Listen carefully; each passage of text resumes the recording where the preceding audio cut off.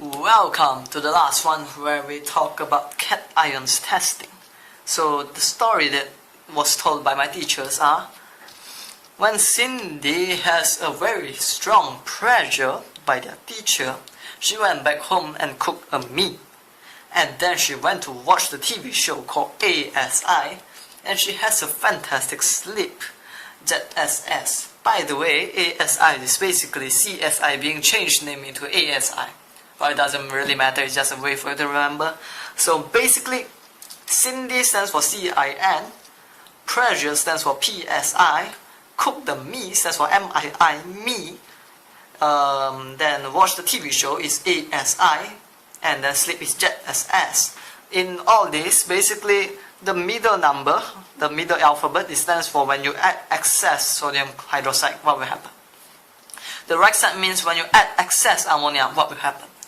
So for calcium 2 plus, it would be like CIN is the thing that will happen. So if you have calcium 2 plus C, and you add excess sodium hydroxide, is insoluble. If you add excess ammonia, is in excess, it produces insoluble salt, which means if you add a little bit, or it just dissolves, it dissolves. If you add a little bit more in excess, you see the insoluble salt. Wow! If you add excess ammonia to this, this does not mean not soluble, this means nothing happened. Yeah, so no matter how much you add to the calcium, nothing happened. That's why we say and. Okay, so next one is going to be Pb2 plus, which actually is PSI, pressure. So when you add excess NaOH, it creates a soluble salt, so this means it's like still soluble, and then you get insoluble one. Okay, then moving on, you have the excess for Mg2 plus, which is basically insoluble, excess for NH3, which is basically insoluble, excess NaOH for Al3 plus, aluminium, is going to be soluble, excess NH3, insoluble, NaOH for Zn2 plus, excess NaOH is going to be soluble, and excess NH3 is going to be soluble. Now this is how it goes. When you are testing this one, let's say I'm testing whether there's a presence of cation. I prepare 2 test tubes, and then this 2 test tube, one is going to be tested with extra NaOH, excess NaOH, another one is excess NH3.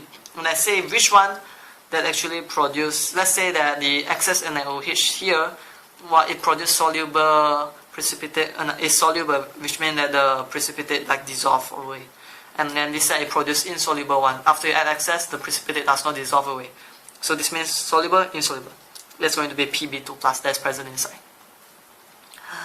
Moving on, you have this special one, is the ammonium cation. It does not react with anything. It does not give a damn about anything. So there's an N. And then you have the CO2 plus, Fe2 plus, and Fe3 plus. Just remember, these two you get the same result because they are colorful. They are the colored ions, and CO2 plus is going to be, it is blue, and yeah, just remember the color is blue. You just need to remember that.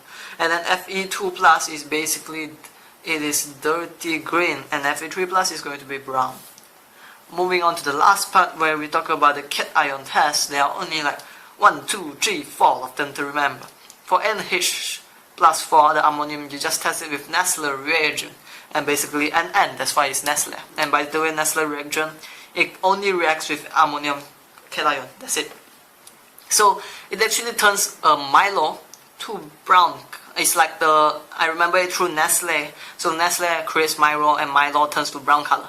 So basically Nessler reagent, it turns ammonium into brown precipitate. While for Pb2 plus is potassium iodide.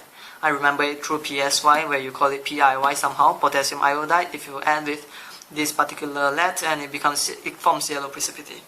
Then you have your potassium hexacyanoferrate 3. Actually works with 2. So you have to remember the number are the opposite, and it forms that blue precipitate. So if you have Fe3 plus ions, then you combine with potassium hexacyanoferrate 2, and you get dark blue precipitate. And potassium thiocyanate is like, if you combine with this, you actually get blood red configuration. That is like very red color. Just see it for yourself. It's beautiful, the chemistry inside. So basically just, when these two combine together, you get blood red configuration. That looks very much like the blood color. That's why they say blood red. And the way I remember it is just like Fe3 plus, FAC3, F and 3, Facebook. Book stands for blood. Yeah, always create ways for you to remember. Okay, I know that initially it may seem very hard for you to remember all this, but it comes with practice and a lot of readings. Actually, when I started learning this, I was also overwhelmed by the amount of information to remember. But just stay cool, create your ways, find some funny ways to remember, and you will be fine. Okay, I'll see you next time.